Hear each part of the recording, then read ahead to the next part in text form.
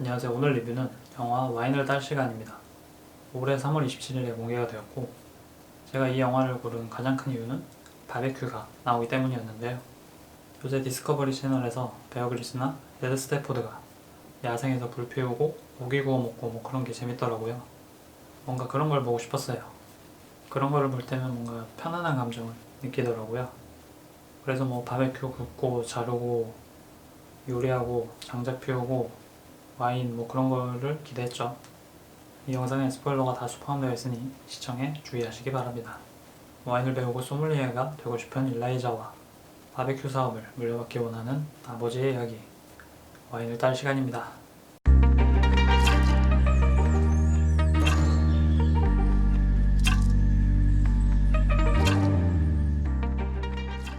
일단 스토리는 다들 한 번쯤 보셨을 법한 건데, 꿈을 펼치고 싶은 자식과 우리 가게를 물려받기 원하는 부모, 선택의 문제 같은 거 우리가 질리도록 본 거죠.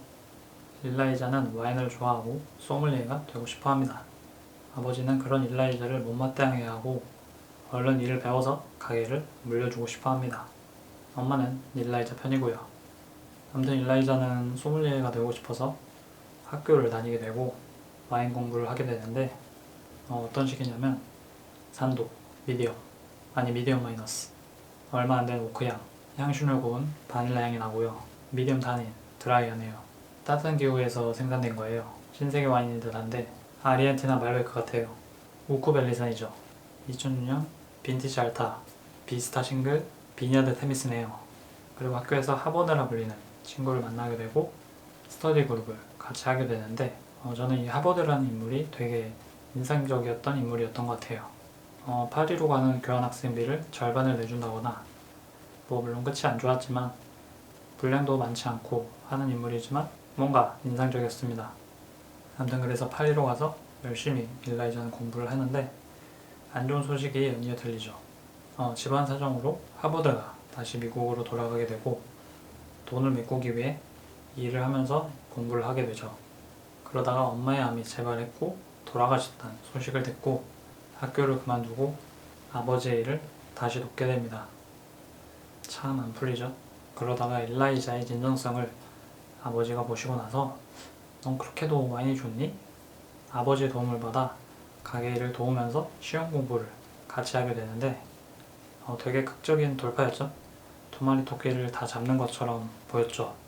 하지만 현실은 쉽지 않았고 결국 시험에 떨어집니다. 그래도 붙지 않을까 생각했는데 떨어졌더라고요. 냉정하군. 그럼에도 일라이자는 꿈을 포기하지 않고 다시 도전을 하면서 끝이 납니다. 일단 영화 자체가 가벼운 분위기라서 편하게 잘 볼 수 있었던 것 같고요. 바베큐들 보는 재미도 역시 있었습니다. 뭐 장작을 보러 다닌다거나 가게 얘기를 한다던가 뭐 그런 거, 딱 제가 원했던 정도의 만족감을 얻은 것 같고, 일라이자와 아버지가 대화를 할 때마다 대화가 안 이어져서 뭔가 답답한 느낌이 느껴졌는데, 뭔가 되게 현실적이죠? 남 얘기 같지가 않아요. 우리 아빠는 여기 다니는 거 못마땅해 하시거든. 지금은 학교에 갈 상황이 아닌 것 같아. 나는 네 할아버지가 식당을 맡기실 때 꿈이 없었어. 꿈을 찾기 위한 노력도 부족했지.